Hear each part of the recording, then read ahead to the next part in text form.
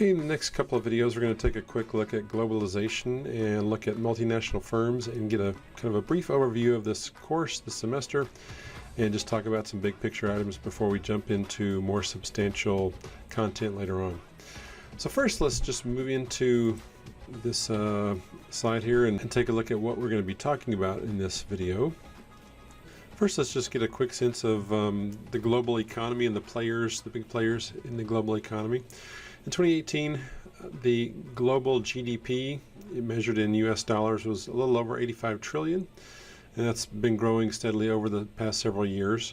The largest economies globally, you can see the top three there, US, China, and Japan. That's been true for several years. Germany, UK, and then we have some others that round out the top 10 on down to Brazil and Russia, the Russian Federation, I should say.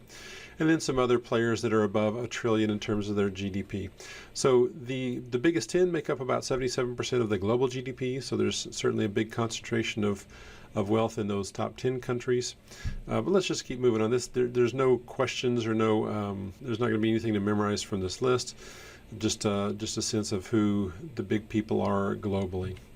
So one thing to note about global integration is that there's a significant portion of the S&P 500, with their profits, their sales, their assets, are involved in international trade, international finance.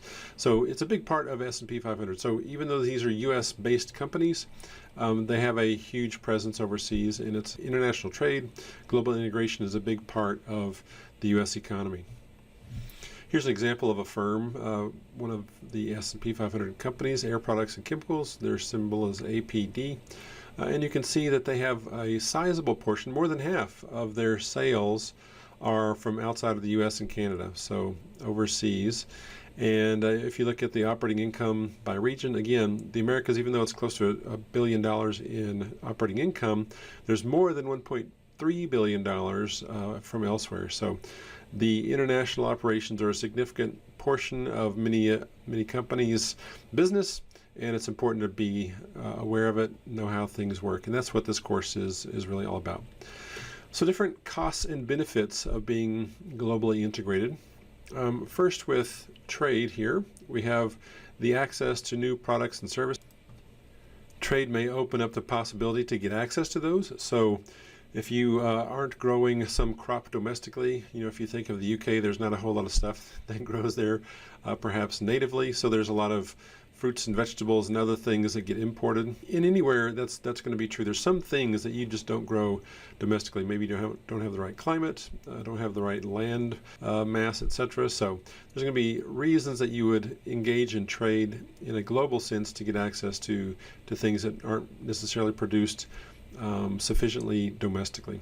Lower costs would be another benefit of being part of the global community. Through integration with the global economy, you have access to lower cost goods. You engage in trade, and you can buy things for cheaper than you would be producing them domestically. Increased wealth is a benefit of trade, and that kind of goes both ways. Anytime countries engage in trade in general, both parties involved in the trade are going to be better off. Otherwise, you wouldn't really engage in trade. There's been a great increase in wealth, certainly in Asia and Africa over the past 20, 30 years. South America has benefited greatly as well.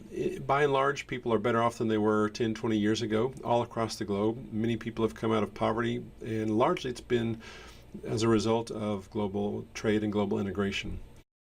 Skills and knowledge would be another benefit. You get access to new ways of doing things. You get access to new techniques, new breakthroughs across the globe in science and technology. So that would be a big thing. And then finally, political freedom can be increased by virtue of countries getting into the global economy, becoming more integrated. You have to play by certain rules if you're going to be engaged in international trade.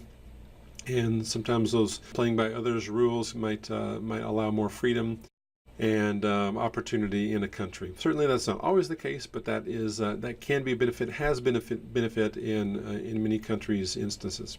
There's certainly some costs, though, involved with global integration. One of the big ones that people kind of get up in arms about and maybe demonstrate, march about, that sort of thing, is the economic disruption that happens by virtue of being globally integrated. So a picture here is a country, and workers in that country have been producing goods domestically, and that industry is disrupted. It kind of goes away or becomes much more competitive, and there's some outsourcing of labor overseas, and people lose their jobs. So those kind of things get headlines. Industries can be downsized. If you think of the automotive industry or the steel industry in the U.S., those certainly went through a very big kind of cyclical downturn, not cyclical, but secular, so kind of more or less permanent, because a lot of production was outsourced across the globe. So if you're in that industry, you don't have many skills otherwise, and you lose your job, that's going to be very disruptive, very painful for you, even though perhaps the country as a whole is better off. You and your household are suffering because of we're playing in this global economy. Another cost might be cultural identity. So by virtue of becoming more integrated with countries and buying different companies' goods and services around the globe, you might lose a little bit of the particular flavor of your country, some of the culture, and take on some of the cultural aspects of other places around the globe. So certainly people in France don't want to become Americanized. They're gonna hold dear to their culture, and so that's one thing that has happened in the past, and people are kind of wary of, is that we can lose our cultural identity as we become more integrated, more closely tied to other countries around the world.